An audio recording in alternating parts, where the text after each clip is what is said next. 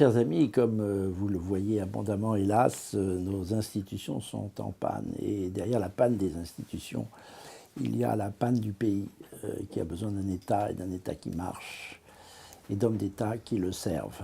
Et tout ça manque aujourd'hui très cruellement. Et il me semble que la période est propice, c'est ce que j'ai pensé en tous les cas, à poser dans toute sa crudité, peut-être sa cruauté, la question institutionnelle, la question de la République. Et je pense que très certainement un grand concours de Français, comme on dit, auront à cœur avec nous, avec le nouveau conservateur, avec TV Liberté, de repenser très profondément à l'équilibre qui manque tant dans nos institutions, dans l'État et donc dans la nation et dans la civilisation dont nous avons la charge de la pérennité. Merci, et voici la première des 2 conversations que nous avons enregistrées ici même avec Monseigneur le Comte de Paris. Monseigneur, c'est pas simplement un plaisir, c'est un grand honneur de vous recevoir ici pour TV Liberté. Merci beaucoup d'avoir accepté ces conversations très informelles. Vous les avez voulues telles, elles seront informelles. Je vous appelle comme tout le monde Monseigneur, j'aurais pu vous appeler mon colonel. Si, oui, oui. Car, je suis parrain du 4e chasseur et donc à ce titre colonel dans la réserve citoyenne pour faire le lien entre le régiment et le grand public. Ça n'est pas sans intérêt votre intérêt pour l'armée et le fait que vous parrainiez un régiment a certainement un sens, non? Oui, c'est un peu traditionnel chez nous, les Orléans. Il y a toujours eu un engagement fort au service du pays et un engagement qui s'est traduit par quelques années passées au sein de l'armée. J'ai moi-même fait mon service militaire parce que ça existait encore. Oui. Et puis mon père a été militaire, mon grand-père s'est engagé dans la Légion au moment de la débâcle. Je crois qu'un de vos oncles est voilà, mon oncle François. Voilà, mon oncle François est mort en Algérie. Mon frère Eudes était aussi fait partie de son service militaire. Mon oncle Jacques. Donc voilà, ça fait partie de nos gènes. Et oui. Et puis on a quelques parrains. Ma sœur Marie est la marraine du 7e BCA, où a servi mon oncle François. Donc, ça et aussi, après tout, les rois de France ont d'abord été le chef des armées. Et oui, ils combattaient au milieu de leurs troupes. Au milieu de leurs et troupes. Et voilà, l'exemple d'Henri IV et son panache blanc font partie de cette tradition. C'est un peu passé. Enfin, c'est un peu passé, mais voilà, ça a un sens. Ça a du sens. Ça a du sens. Il faut que le prince soit au milieu de ces sujets et pas en Espagne ou ailleurs. Et il combat. Mais je vois ce que vous voulez dire en parlant d'Espagne. Alors, écoutez, je vais commencer par des questions qui sont réglées, qui sont peut-être dans l'esprit de certains de ceux qui vous écoutent, Monseigneur. Vous êtes prétendant au trône de France, chef de la maison d'Orléans, donc chef de la maison de France, depuis la mort de votre père, Henri, le 21 janvier. La date a été remarquée par beaucoup, a ému beaucoup de gens. Le 21 janvier 2019, je l'ai apprise, sa disparition, comme beaucoup, pendant la messe qui est donnée chaque année, d'abord dans beaucoup d'églises de France, et notamment à Saint-Germain-l'Auxerrois. Et en sortant de cette messe, nous avons appris, il devait y aller, mais il a été pris d'un malaise et il n'y a pas survécu dans la matinée du 21. Et ce jour-là, vous êtes devenu donc chef de la Maison de France. Et pendant les années qui ont suivi, vous êtes attaché à dissiper bien des équivoques. Alors, c'est une chose sur laquelle nous ne reviendrons pas. La querelle dynastique est réglée. Je crois que maintenant, pour tout un chacun, vous êtes le chef de la Maison de France. Ce que pensait d'ailleurs le général de Gaulle, on y reviendra peut-être, en formant quelques projets pour votre grand-père, Henri. On dit beaucoup qu'il avait souhaité qu'il lui succédât. Nous reviendrons sur cet épisode qui, je crois, est assez important. Autour de la célébration du millénaire capétien en 1987, il y a eu quelques discordes, vous étiez bien jeune. vous aviez une vingtaine d'années, mais je crois qu'elles se sont apaisées. Et tout autre prétendant, je crois qu'il y en a un qui prétend descendre d'un certain Neudorf, qui aurait échappé à la prison du Temple et aurait eu une succession. Je crois que cette prétention est écartée, ainsi que celle de princes espagnols, qui sont écartées de toute façon par le traité d'Utrecht et par le fait que votre aïeul Louis-Philippe ait été le dernier roi régnant En France, oui. en France jusqu'en 1848. Oui. Et puis aussi bien, le comte de Chambord est mort sans descendance. Donc cette question-là est réglée. Nous y reviendrons si vous le voulez. Mais j'aime autant qu'on parle du présent et de l'avenir, car vous avez beaucoup de choses à dire. On le sait quand on suit vos publications, votre site. Ça aussi, nous y reviendrons. Et sont réglées aussi, et je crois que ça a été une affaire plus longue, des discordes familiales qui, je dois dire, ont beaucoup contrarié, je les ai un peu suivis, comme beaucoup de gens, votre jeunesse.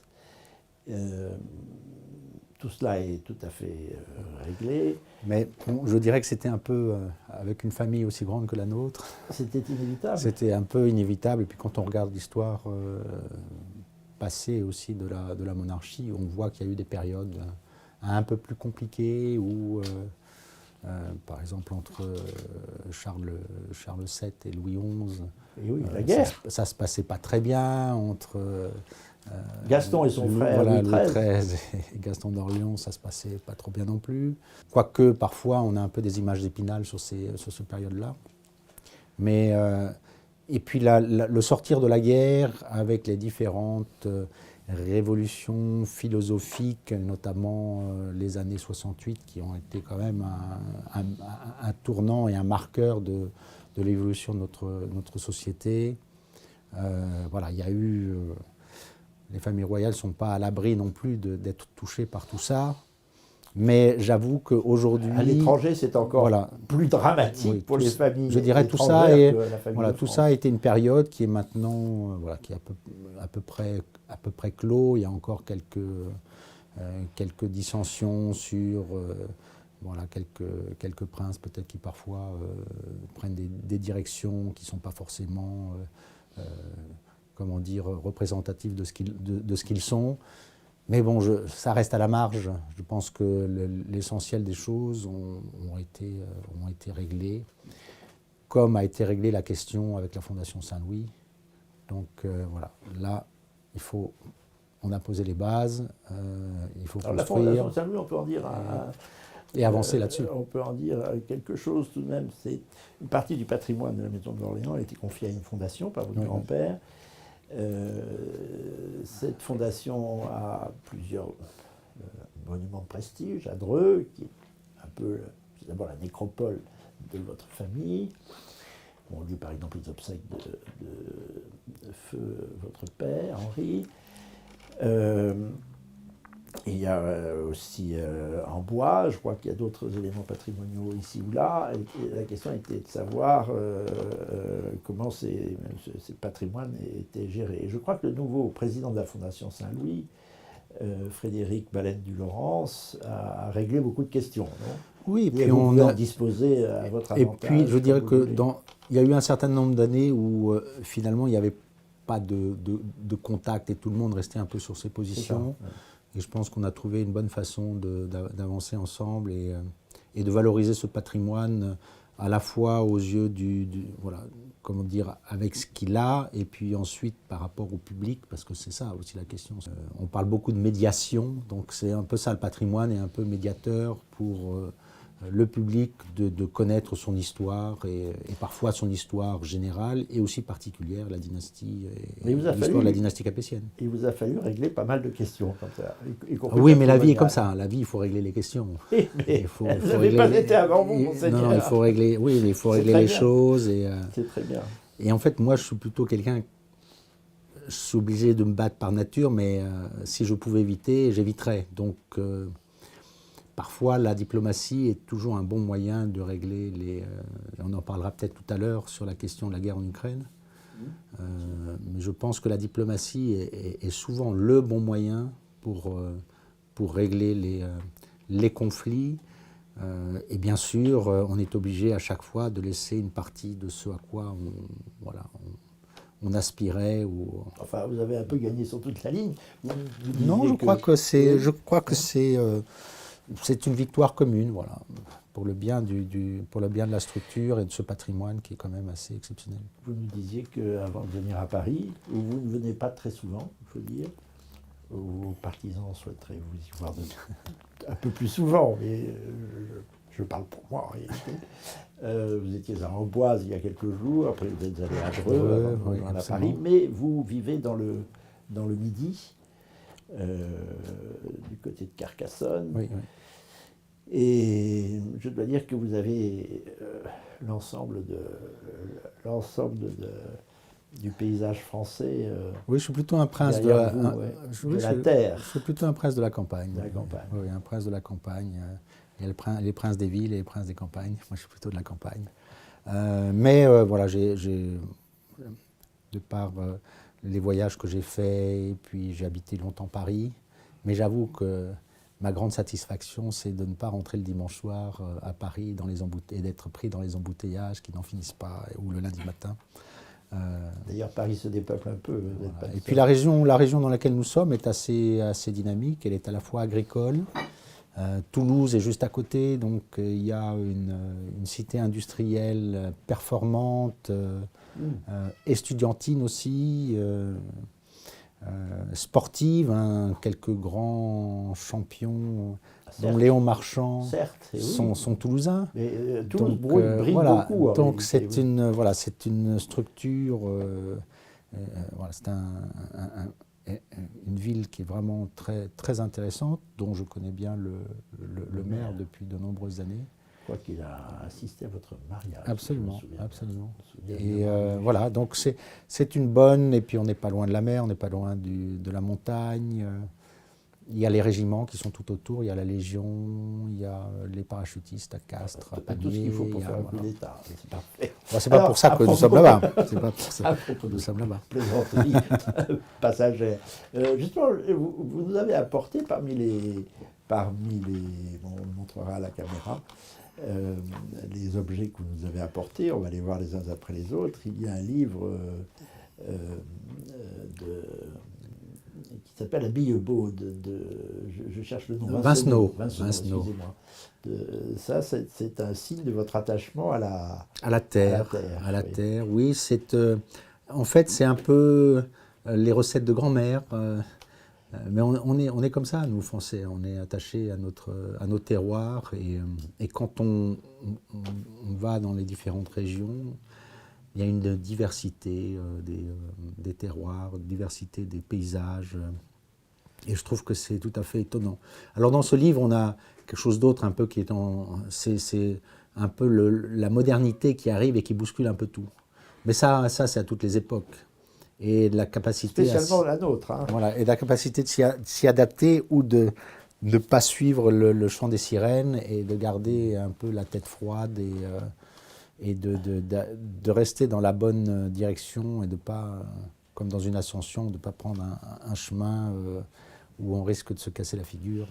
Un de vos prédécesseurs dans nos conversations, François Martin, disait que la France reposait sur la France traditionnelle. La France s'est construite au fil des siècles sur 3 piliers. Alors il citait Dieu et le roi, la chrétienté et la monarchie héréditaire, et il ajoutait et la paysannerie. Oui. C'est la troisième. Oui, parce que c'est de la terre. De la civilisation française. Voilà, c'est de la terre qu'on tire ce qu'on est, quoi. Qu'on tire notre nourriture, à partir de laquelle on construit nos maisons. Et, enfin, voilà, c'est toute la richesse d'un pays comme le nôtre. En fait, c'est le deuxième livre que j'ai amené, le Magellan de Stefan Zweig. Et on s'aperçoit que quand on voyage beaucoup, et quand on a habité à l'étranger, etc., quand on revient, on s'aperçoit que finalement, elle nous marque, cette terre. Et on y est encore plus attaché, tout en ayant vu ailleurs ce qui pouvait se faire de bien et ce qui pourrait être produit ou aménagé pour faire évoluer notre pays. Heureux qui, comme Ulysse, a fait un beau voyage. Oui, je pense que c'est... oui. Oui, Brassens, c'est... Et aussi Brassens. Et Brassens est un bon, comment dire, un chantre de notre spécificité, de notre caractère, de notre... Et je pense que placé comme vous êtes, dans un milieu très rural, vous connaissez et vous êtes sensible à la question agricole et à l'épouvantable sort réservé à nos paysans, qui sont plus que 400 000 après avoir été des millions et des millions. Ça devient de plus en plus dur. C'est vraiment un métier qui devient de plus en plus difficile. Et pourtant, c'est intéressant parce que c'est un environnement très solidaire, en fait, qui favorise la solidarité. C'est un environnement qui permet les circuits courts, puisqu'on va chez l'éleveur pour avoir ses œufs. Oui, on a même de la montagne noire, il y a un éleveur de bovins qui descend pour sa viande, etc. Et ça va directement de l'éleveur. Et ça va de l'éleveur au consommateur. Et puis on a des amis qui sont agriculteurs, et elle a monté une petite structure qui a commencé par vendre ses produits, et puis vend les produits de la région, mais de ceux qui ne peuvent pas passer par les ringistes locaux, etc. Oui. Donc ça, c'est vraiment bien. Et puis quand il y a une difficulté, on peut s'entraider, etc. Mais ça devient extrêmement difficile. On est perdu dans la paperasserie, on est perdu dans les contrôles, on est perdu dans les normes, dans les règles, et en fait, on devrait revenir à un de ces principes que j'évoquais dans ce que j'appelle le gouvernement ou le management capétien, qui est le fait d'avoir quelques règles simples, voilà. Et quand ces règles-là ne sont pas respectées, voilà, on applique une sanction forte. La République est un peu perdue dans les paperasses, oui. Dans ces lourdeurs. En fait, il y a énormément de règles. Contemporain. Il y a énormément de règles, et quand il y en a qui les enfreignent, ils ne sont pas...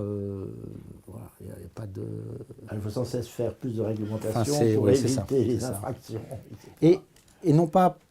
Et on va traiter les cas particuliers, c'est-à-dire qu'il va y avoir une règle pour chaque cas particulier. Au lieu de traiter l'ensemble et d'avoir une règle pour l'ensemble, et ensuite de faire confiance. Et puis pour celui qui transgresse, il y a une sanction. Nous avons cité tout à l'heure un prénom qui est venu dans notre conversation, qui est le prénom de Gaston, frère de Louis XIII. Et c'est aussi le prénom que vous avez donné au premier de vos 6 enfants. Oui, de notre aîné. Qui a près de 15 ans maintenant. Oui, il va avoir 15 ans à la fin de l'année. Oui, en fait, c'est un prénom de caractère. Gaston, c'est Saint-Vaast. Saint-Vaast était à côté de Saint-Rémy pour le sacre de Clovis. Et il était connu pour chasser les loups. Je crois que son histoire est liée à ça. En fait, il y avait dans le nord une petite chapelle qui était infestée par les loups. Et il les a chassés de la... Voilà, J'espère que votre fils ne fera pas la même chose, parce qu'il aura des ennuis avec Non, mais il a besoin... Voilà. Alors, vous êtes un prince écologiste. Quand on vous dit, on va revenir sur les différentes façons de vous dire. Et en fait, pour revenir vous êtes très écologiste. Oui, juste pour faire la petite parenthèse, finir la parenthèse sur Gaston, en fait, le choix, c'est parce que de chaque côté, que ce soit de mon côté avec le grand-père de ma grand-mère, qui a épousé l'impératrice du Brésil, le comte II, ou que ce soit du côté de mon épouse, où il y a le grand-père de ma belle-mère, qui était aussi Gaston Mourad, un parcours assez intéressant, puisqu'il était officier sous François-Joseph. L'empereur lui a demandé de passer par les armes 2 de ses officiers qui avaient déserté. Il n'a pas voulu, et donc il s'est exilé auprès du Grand Turc. Et il est devenu l'ambassadeur du Grand Turc dans différents pays, notamment en Suède et ailleurs. Voilà, donc... Il faut dire que votre femme, Philomena, a deux ascendances très distinctes. Une très latine, Cuba, je crois. Et puis l'Espagne d'abord. Oui. L'Espagne et une partie basque. Autrichienne. Donc, ce qui donne un caractère fort. Et puis la partie autrichienne. Oui. La partie autrichienne qui est plus... je dirais, qui est plus lié à l'environnement et au monde intellectuel viennois de la guerre et d'avant-guerre, avec les artistes comme Gütesloh ou d'autres, oui, d'où Stefan Zweig. Et donc, voilà, c'est un mélange doux-amer. 6 enfants, alors Gaston l'aîné, près de 15 ans, et Antoinette ensuite qui arrive. voilà. Il y a à peu près, ça se suit à 2 ans d'intervalle. Donc Antoinette qui a 12 ans, Louise Marguerite 10 ans, Joseph 8 ans, Jacinthe qui va avoir 6 ans, et puis Alphonse qui arrive un peu en retard, mais voilà, et qui a 8 mois, je crois, maintenant. Je suis content de vous entendre dire le prénom de vos enfants, parce que je sais que vous attachez une grande importance à votre famille. Oui. Vous êtes un père très présent, je l'ai vu d'ailleurs. J'essaie. De vous voir, de m'en rendre compte. Et la famille compte beaucoup pour vous, quelle que soit l'importance de cette famille. Évidemment, la vôtre est toute particulière. Mais je sais que, d'abord, chrétien comme vous attachez beaucoup d'importance à la famille, et vous êtes un militant, on peut dire, de la famille, du respect. Oui, je mets un peu en pratique, en fait, c'est une application du principe des talents aussi. C'est qu'il faut faire fructifier un peu ce qu'on a reçu. Voilà, et puis je trouve que c'est une aventure aujourd'hui d'avoir des enfants. Ah, je sais bien. C'est une aventure. Mais voilà, c'est joyeux, ça donne une bonne atmosphère familiale, et puis des caractères, et puis on apprend à avancer avec ces caractères-là. Et puis ça a toujours été un peu le cas, l'environnement familial des deux côtés, 11 chez mon père, 7 chez ma maman, donc oui, ça fait des grandes familles, et je trouve que c'est vraiment... je ne sais pas si vous connaissez, c'était un groupe des années 80 qui s'appelait les Négresses Vertes. Et puis il y a une chanson, famille nombreuse, famille heureuse. Ça fait du bien quand on est frères et sœurs. Voilà. Oh. C'était un groupe folklorique, mais qui a fait quelques tubes. Et donc voilà, c'est amusant comme chanson. Alors justement, Monseigneur, vous nous avez apporté un objet qui m'a un peu intrigué, que je montre à la caméra, mais on la verra mieux au montage. Je vous le donne pour que vous nous le décriviez. Oui, alors c'est un peu un outil de propagande. Ah bon, la propagande. Non, mais voilà, c'est des outils de communication. Quand mes parents se sont mariés, il y avait un certain nombre de choses qui ont été faites et probablement offertes aussi aux invités. Et donc, il y a les 2 armes, les armes de ma mère et les armes de mon père, qui sont surmontées d'une couronne delphinale, voilà, et qui évoquent leur mariage, parce que sans eux, en fait, je serais pas là. Donc, et puis ça fait référence aussi à l'histoire de mes parents, qui descendent tous les 2 de Louis-Philippe, l'un par Ferdinand, et puis l'autre par Marie. En passant par la maison de Wurtemberg. Absolument, la maison de Wurtemberg, puis un apport aussi Habsbourg par les branches italiennes. Bon. Et votre mère vit à Paris, est toujours de ce monde. Voilà, on a fêté ses 90 ans il y a quelques semaines en Autriche. On était tous autour d'elle, dans un petit village de la Wachau, donc cette partie du Danube qui coule entre les montagnes, qui coule, oui c'est ça, à la base des montagnes entre, je crois, Krems d'un côté, et puis de l'autre côté, Melk, avec cette fameuse, abbaye bénédictine. Et c'est un endroit charmant. Et dans ce petit village de Dürnstein était emprisonné Richard Cœur de Lion. Et donc, en revenant des campagnes en revenant de ces campagnes et des croisades, il a été attrapé par l'empereur d'Autriche, mis en prison. On a demandé à l'Angleterre de nombreuses rançons sans jamais le libérer. Donc ils ont envoyé un troubadour qui a fait le tour de l'Europe et qui chantait une chanson spéciale que le roi a reconnue Et il a répondu, et donc on a su comme ça Ah qu'il bon? était enfermé dans cette forteresse. Il a appelé au secours, en somme, Voilà, c'est ça, oui. c'est ça. Mais de façon Il a reconnu très discrète. subtile. Ah, mais c'est presque un conte de fées. Voilà. C'est magnifique. Je veux dire, évidemment, vous avez une famille impressionnante. Je me souviens, j'étais très impressionné aux obsèques de Feu le comte de Paris, votre Oui. père, en janvier 2019, à Dreux, par l'immensité de votre famille, Oui. vos oncles, et évidemment une parentèle européenne très, très Très large. large. Je voyais le moment où on ne pourrait pas entrer tous. Évidemment, moi, je n'ai pas tellement de raison d'être là. Mais enfin, je connaissais votre père.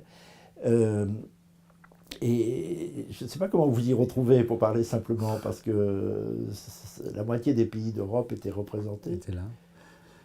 Oui, c'est vrai. La moitié, Alors la ouais. difficulté de s'y retrouver, après, on potasse un peu les choses avant. Et normalement, on devrait savoir ça par cœur. Bon, parfois, on a des petits trous. Donc, on essaie de combler ça en allant travailler ça un peu avant. Mais c'est vrai qu'il y avait du monde entre la famille directe, entre nos cousins royaux des différents autres pays, Espagne, Portugal, Autriche et autres. Et puis il y avait les chefs de famille, les représentants des monarchies avec lesquels nous avons des liens, et que ce soit la génération de mes parents ou la nôtre. Et puis les monarchies musulmanes qui étaient représentées en nombre. La famille entre de le Maroc avait Maroc, une représentation l'Égypte, importante. les oui. Égyptiens étaient là, les Égyptiens et Afghanistan, puisque l'héritier, Faradiba était là, oui. et puis l'Iran. Donc ça faisait, il manquait que la Jordanie, mais bon, on a peu de liens avec ces princes-là. Ce qui m'avait frappé aussi ce jour-là, c'est le grand concours d'habitants de Dreux, Oui. qui étaient venus sur le chemin où progressait le cercueil de votre père. Vraiment, j'ai l'impression que l'idée royale garde une grande popularité. Et j'ai eu cette impression encore récemment. Oui, oui. Je le disais lors de notre précédente conversation, parce que vous avez précédé ici au début du mois de septembre Hilaire de Crémier, qui est, comme vous le savez, président d'honneur de l'Action française, et qui m'avait invité à ces journées, son camp Maxime Réal de Sarthe cette année. Il y avait des centaines et des centaines de gens, j'en ai témoigné en le recevant, de jeunes, de familles, vraiment une moyenne d'âge très basse, enfin très jeune. C'est extra... Vous parliez de mai 68 tout à l'heure, évidemment il y a eu un creux, mais il y a une espèce de reprise. De reprise, absolument. Et on le voit de dans l'Action les française en particulier, mais pas simplement de l'affection qui vous est manifestée. Pas que, parce que même les gens qui réfléchissent se disent quand même, quand on regarde certaines monarchies, bien sûr, la monarchie ne résout pas tous les problèmes, mais elle donne un cadre déjà plus, je trouve, plus serein. Pourquoi plus serein ? D'abord parce qu'elle s'inscrit dans le long terme. Ensuite, on a des figures qui sont représentatives de la nation, de façon générale, par l'histoire ou par la façon dont elles ont été associées à l'histoire de leur pays. L'engagement aussi, on parlait de l'engagement militaire tout à l'heure, mais l'engagement militaire en fait partie. Et puis, voilà. Et puis elles sont souples. Elles sont à la fois souples, elles sont une marque d'autorité et de justice qui est absolument nécessaire pour qu'une société fonctionne bien. Elles sont les garantes des libertés. Et puis ce qui est intéressant, c'est comme il y a un aspect de la religion qui rentre en ligne de compte, il y a une conscience. Et donc il y a un corps de principes au-dessus qui fait que ces personnes-là ne peuvent pas faire n'importe quoi. D'abord, elles ne peuvent pas et elles ne le font pas. Donc il y a toujours une limite. Ça dépend. Voilà. Mais en général, principe, quand on voit les monarchies aujourd'hui, c'est plutôt des éléments de modération dans les pays dans lesquels elles sont implantées. Ah oui. Il y a des pays entiers, comme la Belgique par exemple, qui tient par son roi. Ça. Et puis on a vu comment le roi Albert II a a réussi à garder l'unité, enfin, le fonctionnement unité du belge. pays pendant quasiment 2 ans. Sans gouvernement. Voilà, sans gouvernement, mais parce que voilà, tout le monde se retrouve dans le roi, et puis c'est une personnalité sage et compétente, etc., et qui se révèle, ou qui s'est aussi révélée dans l'exercice de sa fonction. Et en France, pour revenir à ce que vous posiez au début, Oui.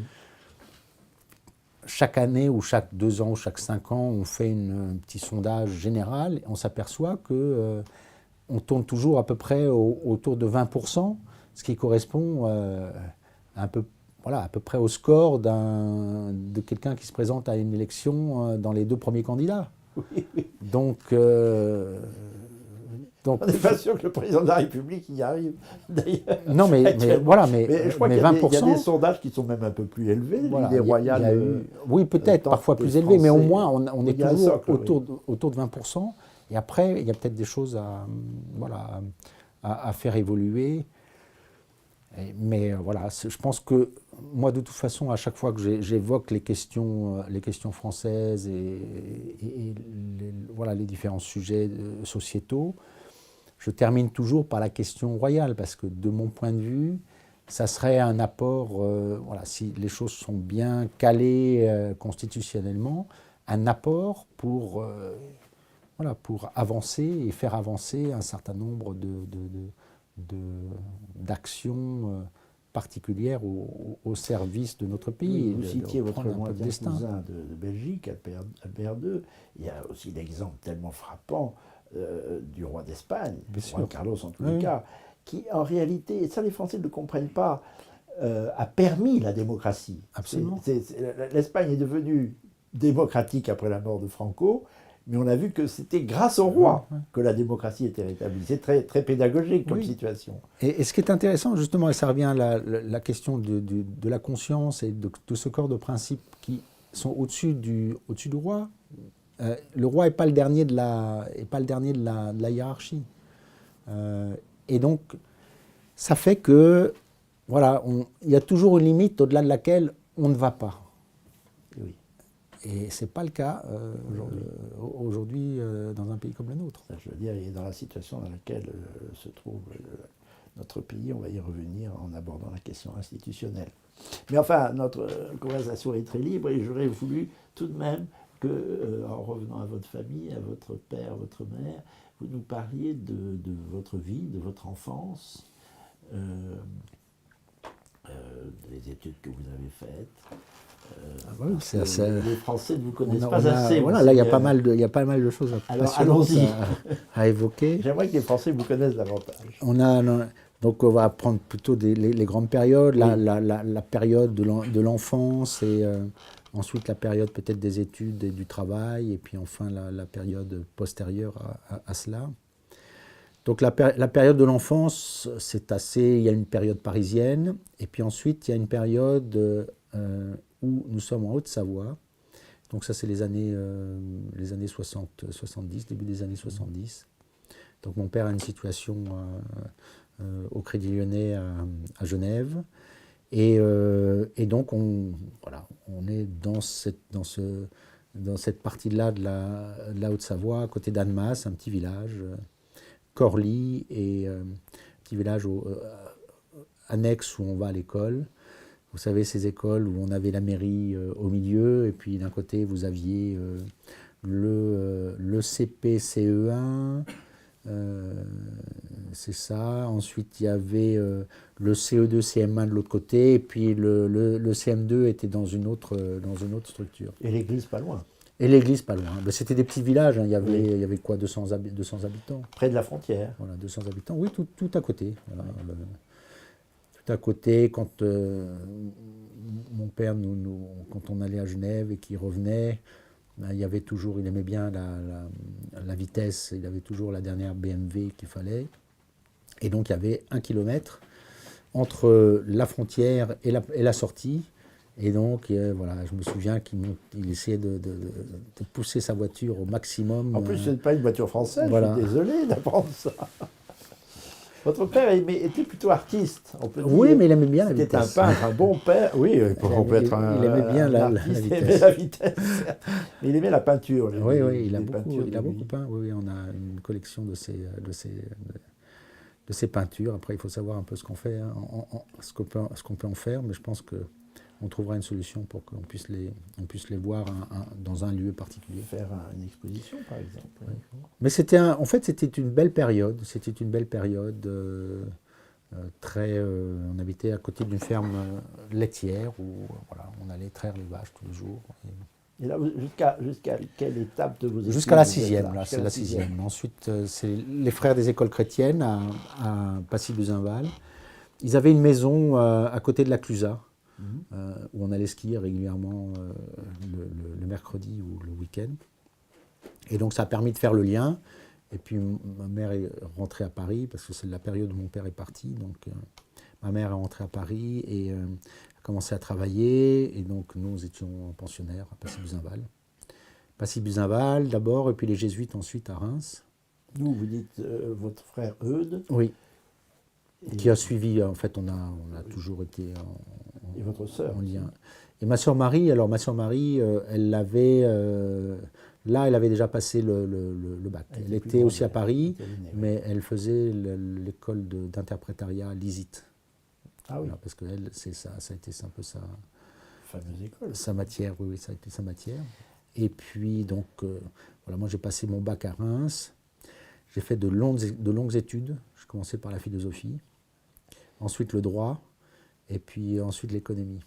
Et l'IFP, il faut le dire. Voilà, l'IPC. C'est comme ça que vous avez rencontré Jean-Frédéric Poisson. Absolument. On dirigeait justement la revue, à un moment donné, la revue étudiantine qui s'appelait Saint-Potin. Voilà. La revue? La revue étudiantine. Elle s'appelait Saint-Potin? Potin pour le potin et Saint-Potin parce que c'était... Et on avait beaucoup de discussions très drôles. Le nouveau conservateur. On avait des discussions très amusantes avec Jean-Frédéric. Et en même temps la Sorbonne, parce qu'à l'époque, il fallait passer les examens de la Sorbonne. Francis Joubert aussi était à l'IFP. Oui, il y avait Francis Joubert. Vous savez, ce sont des gens qui voilà, c'était les frères Clément. De la revue. Les frères Clément, donc il y avait Marcel Clément qui dirigeait l'Homme Nouveau et André, son frère, qui dirigeait l'IPC. Et donc j'ai fait... de philosophie comparée. Absolument. Là, c'est votre période philosophique. D'apprentissage philosophique. Ouais. Et c'était intéressant parce que dans les 3 orientations, en fait, j'avais eu des discussions très animées avec mes grands-parents. Mon grand-père pensait qu'il fallait que je sois dans la réalité, il avait raison. Et donc, il me disait qu'il fallait faire l'économie. Ma grand-mère avait des idées toutes conçues, qu'il fallait faire telle ou telle chose. Elle me disait, pour moi, c'est le droit. Donc, quand j'ai dit que j'allais commencer par faire ce que j'avais envie de faire, après, je ferais ce que... Ça a été un peu le sujet d'échanges un peu animés. Mais bon, j'ai commencé par ça. Ensuite, j'ai fait du droit à la faculté libre d'économie et de droit à Paris. Et ensuite, je fais mon service militaire. Et je suis parti faire un master en économie en Californie. Il y a une période américaine. Voilà, une période où j'avais besoin de vivre un peu mon destin. Oui, et puis un peu seul. Voilà, loin, la solitude. Voilà, loin de la pression familiale. Oui, j'ai compris. Mais c'était une belle expérience parce que j'ai toujours eu le goût de partir à l'étranger, de voyager. On a évoqué ça rapidement tout à l'heure. Mais voilà, puis c'est dans la tradition familiale, hein, les princes voyageurs.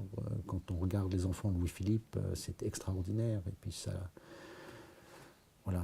forme l'intelligence, ça forme la jeunesse. C'est indispensable.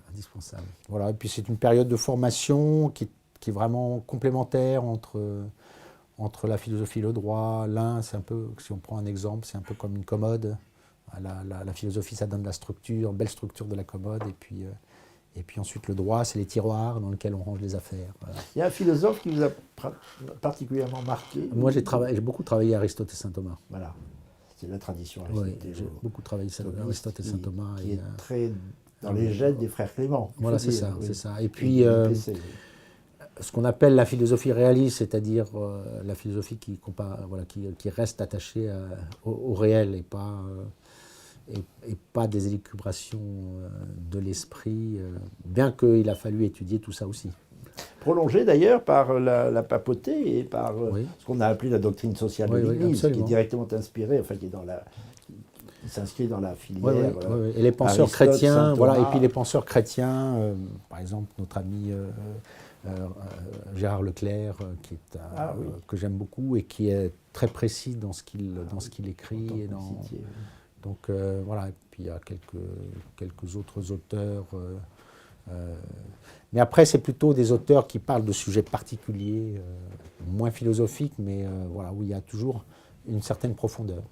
Alors, passons sur différentes étapes de votre vie, vous avez collaboré assez haut niveau avec des présidents de banques, je pense par exemple à nos amis communs, Steve Gentilly, mais une bonne partie de vos activités, puisque nous en parlions, restons là-dessus, est consacrée à des voyages. Mon grand-père avait il y a une phrase qu'il a toujours dite. Plus on me vendait les choses, plus j'apprenais les choses par cœur et plus on me vendait les choses, plus j'avais envie d'aller sur le terrain pour voir les choses par moi-même.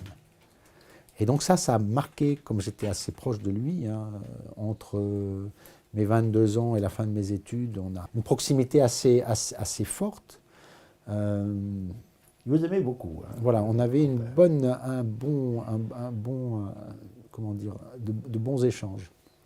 Alors, Hilaire de Crémier, je reviens à lui, m'a raconté vos voyages en France. Voilà, et donc très organisé, oui, un peu préparé. Oui. Et alors, l'accueil est toujours émouvant. Je pars d'un exemple. À Lille, vous allez faire un voyage à Lille, vous rencontrez ce que De Gaulle appelait les notables et les notoires, et notamment Pierre Mauroy. Oui. Et Pierre Mauroy vous reçoit avec une chaleur qu'on aurait pu ne pas attendre de la part d'un cacique socialiste. D'ailleurs, il est mort peu de temps après. En fait, dans ces déplacements, on n'a jamais voulu chercher à imposer un point de vue ou à nous imposer en disant voilà, je suis le comte de Paris, vous devez me recevoir. On a toujours pris les choses avec beaucoup d'humilité. Ça, c'était la première façon d'aborder la démarche. La deuxième façon, c'était d'avoir un panorama au plus complet possible de ce qui se fait dans la région ou dans la partie de la région qui est visitée. Que ce soit les entrepreneurs, que ce soit les sportifs, que ce soit l'aspect religieux, l'aspect associatif, les familles, l'aspect politique proprement dit. Donc il y avait vraiment on voyait toutes les facettes. Je voyais toutes les facettes. Je visitais des fermes, on mettait les bottes et. Ça, c'est pas des fins de semaine, ça, c'est des voyages. Ça faisait 3 jours. Non, en général, c'était 3 jours. Oui. Ça va assez vite, hein. Et on peut avoir pas mal de choses. Et on organisait en général 60% du déplacement, et il y avait toujours des choses qui se greffaient au dernier moment. Donc il fallait garder toujours un peu d'espace pour ces rendez-vous au dernier moment. Et en fait, je crois qu'aucun homme politique n'a fait ce que j'ai fait pendant 6 ans. Ça a duré 10 ans. Je faisais quasiment un voyage par mois en France. Et vous avez visité toutes les régions. Voilà, et à peu près toutes les régions. Il y en a une qui manque, monseigneur. Je crois, l'Alsace. Je ne sais pas pourquoi. Alors l'Alsace, a été reporté. Voilà, on n'a pas été. Non, on est resté. On a fait la Lorraine, mais on n'est pas allé en Alsace. Enfin, mais je m'arrête régulièrement à Strasbourg. Parce que j'ai un bon ami qui dirige une structure qui fait du lobbying auprès des communautés européennes. Et donc, voilà, ça m'intéresse un peu d'avoir son point de vue. Mais voilà. Ce qui est extraordinaire, c'est que quand vous êtes dans une région, tout le monde veut vous voir. On apprend que vous êtes là. C'est ça. Et enfin, on ne pourrait pas s'y attendre, parce qu'on ne peut pas dire que vous êtes tous les jours au journal de TF1. Non. Ou d'Antenne 2. Enfin, bien, bref, sur les devants de la scène. Mais pourtant, c'est votre nom, votre rang, le fait que vous soyez le chef de la Maison de France. Les gens apprenant que vous êtes dans le coin veulent vous voir. Oui, et puis le modèle un peu mis en place peut-être pour les rencontrer, puis pour être disponible, et puis pour échanger, pour prendre du temps. En fait, prendre du temps, je disais toujours à la suite de que les Français valent la peine, qu'on se donne de la peine pour eux. Donc je pense que c'était un peu le leitmotiv. Et puis on partait, je crois, dans une année, 2 ou 3 voyages à l'étranger. Oui. Donc et puis j'ai continué ça après, mais plutôt dans le cadre de mes activités particulières. Par exemple, je fais partie d'un comité, d'un syndicat forestier où il y a un voyage à l'étranger tous les ans. On est parti en Chine comme ça, visiter un peu avoir une vision de la forêt chinoise, en allant à Pékin, en allant à Harbin pour voir la forêt sur place, en allant à Shanghai pour voir comment la forêt était transformée en meubles made in France, avec les chênes qui arrivaient de chez nous. Mais voilà, c'était... et puis la question militaire avec l'IHEDN, où j'étais à Djibouti. Aussi l'IHEDN. Voilà, j'étais à Djibouti, et donc on formation voit plein importante, de... Voilà, je vois des choses que je ne voyais pas quand j'étais... Mais... Ou alors, par exemple, avec Monseigneur Ray, on est allé en 2015 préparer une petite délégation. L'évêque de Toulon, il faut oui, dire. et nous sommes allés en Syrie. Alors il y a un voyage très marquant en Liban aussi, je crois. Plusieurs. Plusieurs, vous êtes plusieurs. Oui, très marquant tout le temps. Le Liban, c'est un pays je sais attachant. Que vous êtes allé dans la Bekaa. Un pays attachant, oui. Oui, on avait visité. En fait, la plaine de la Bekaa, on avait... c'était un député modéré, un député chiite modéré qui avait accepté de nous recevoir dans la plaine de la Bekaa. Et il avait été mis à mort la veille de mon arrivée en pleine assemblée, parce qu'il avait des positions plutôt modérées. Par un autre, je crois, par un gars du Hezbollah ou quelque chose comme ça. Et donc mon déplacement là-bas s'est fait sous haute surveillance. Et quand j'ai visité les ruines de Baalbek... Vous voulez dire menacé de mort? Oui, menacé de mort. Ah bon, menacé de mort. Et donc j'ai visité les ruines de Baalbek avec 4 gardes du corps qui me quittaient pas des yeux. C'était... oui. Je vis toujours dangereusement. Je peux témoigner qu'il n'y avait pas de garde du corps en France. Non, mais il faudra venir. Mais il y a eu des périodes comme ça, compliquées. Hein. Il y a les voyages au Québec. Alors, vous souvenez-vous que c'est d'ailleurs cette occasion que j'avais fait votre connaissance, Monseigneur? Je crois que c'était 2005 ou 2008. Ah non, bien avant. Voilà, ça c'est un second voyage. Le second voyage. Mais je pense au premier voyage, vous étiez très jeune. Vous aviez avec mon grand-père. Avec votre grand-père en 87, en 1987, avril. À l'occasion du millénaire capétien. Et surtout des 250 ans de la Beauce québécoise. Et en plus de la Beauce québécoise. Vous étiez allé en Beauce avec un de mes amis, Louis Dussault, je cite son nom, je pense que vous en souvenez. Ah oui, j'aimais beaucoup Louis Dussault. Qui était québécois et monarchiste. Oui, c'est ça. Qui un jour me dit, mais toute l'histoire commune entre la France et le Québec est une histoire monarchiste. C'est d'ailleurs pourquoi ils ont 4 fleurs de lys sur leur drapeau. Que faire? Et puis il y a l'île d'Orléans. Avec ses fraises qui sont extraordinaires. Partout des évocations de la royauté. Les Québécois sont des monarchistes. Et je lui avais dit, chiche, je vais tâcher d'obtenir que le comte de Paris, votre grand-père... Puis c'est Bernard Billot, je crois, qui avait organisé Bernard Billot et Philippe de Saint-Robert. Philippe de Saint-Robert, ça je me souviens de ça. Qui était très proche de votre grand-père, l'un comme l'autre, et qui ont organisé ce voyage. Et vous y étiez avec votre frère Eudes. Et Stéphane Bern, qui était lancé à cette occasion-là. Et puis on avait des réceptions tout à fait extraordinaires. Avec partout. Les bosserons, très bosserons, enfin très bruts de décoffrage. Oui, mais c'était... Ils avaient fait tout, et là aussi, on avait tout vu.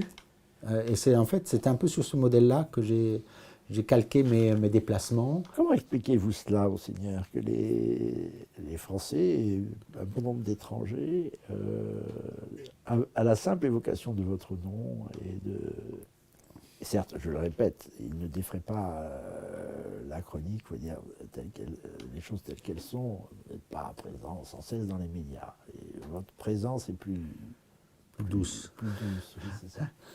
Moins tonitruante. Et pourtant, comment expliquez-vous que l'idée royale, en France, à l'étranger, évoque tant de choses et provoque tant d'émotions? J'ai vu des gens pleurer. Je crois qu'il y a 3 éléments. Quand vous voyez arriver.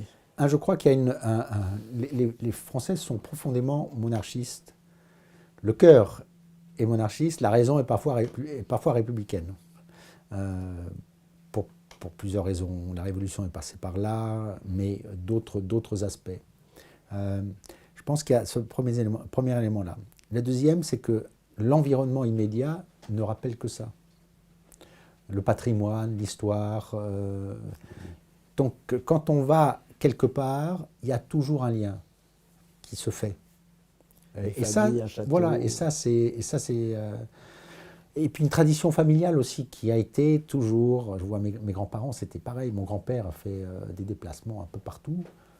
Quand il est rentré d'exil, ma grand-mère s'arrêtait chez chacun et chacune. Il a fait tout un tour de France au retour d'exil. Il faut dire en 1954, parce qu'il était frappé. Peut-être que nos auditeurs, ou ceux qui nous suivent, ne le savent pas, mais le début de la Troisième République a été marqué par une loi très cruelle, après la renonciation du comte de Chambord, une loi d'exil qui condamnait les familles de France à vivre à l'étranger. Et ça n'était aboli qu'en 1950. Le Portugal, et ça a été aboli. La Belgique. Et la Belgique aussi, en 1950. Et votre grand-père, à ce moment-là, a fait un grand tour de France pour renouer le lien. Et ce qui est intéressant, c'est qu'il pilotait. Dans cette période-là où il y avait encore l'exil.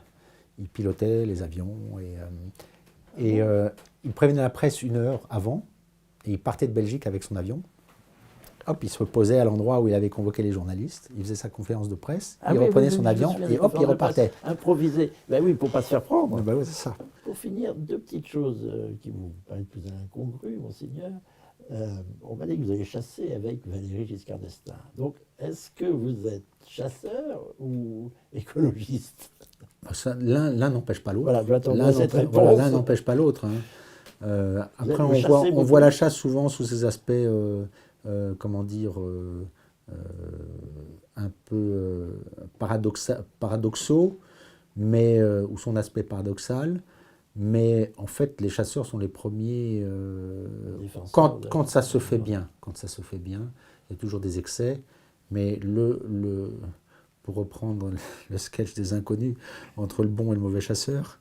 Et puis je ne sais pas si vous avez vu, il y a un film qui vient de sortir, Chasse gardée, qui est assez amusant là-dessus. Mais quand c'est bien fait, et il y a beaucoup de fédérations où les gens sont sérieux, et même dans l'ensemble des fédérations sont plutôt sérieuses. Bon, il y a parfois à l'intérieur de chaque fédération des exceptions, mais bon, ça fait partie, il y en a partout. Et vous avez le temps de chasser, monseigneur ? Je prends un peu le temps, et puis pour moi c'est aussi un élément de voir l'environnement immédiat, faire partie des acas locales. Mais c'est vrai, pour revenir à Valéry Giscard d'Estaing, j'ai eu plusieurs occasions de le voir. Oui, vous avez invité oui, il m'avait invité dans la propriété de son épouse à l'Étoile. Et c'était quelques jours après l'accouchement de mon épouse, de Gaston. Et il avait été gentil comme tout, il avait fait un petit discours sur Gaston auprès de ses invités. Voilà, je crois qu'il était né là, il y a 2 jours avant. C'est dans la vallée de la Loire, j'imagine. C'est du côté de Vendôme, pas loin de Vendôme. Pas loin de Vendôme. Et alors, dernière je veux dire incongruité, je vois si c'est une incongruité, vous m'avez très gentiment, vous avez apporté un objet. Mais ça, c'est une R4 Gordini. Expliquez-moi, que fait cette R4 Gordini?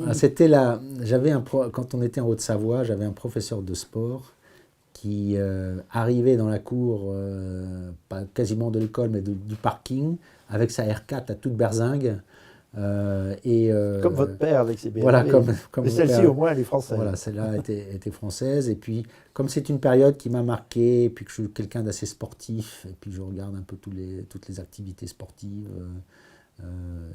Voilà, donc c'est un peu la manifestation de de cette période, je dirais très douce de notre vie en Haute-Savoie. Et puis voilà, le côté sportif où j'étais gardien de but de l'équipe du village.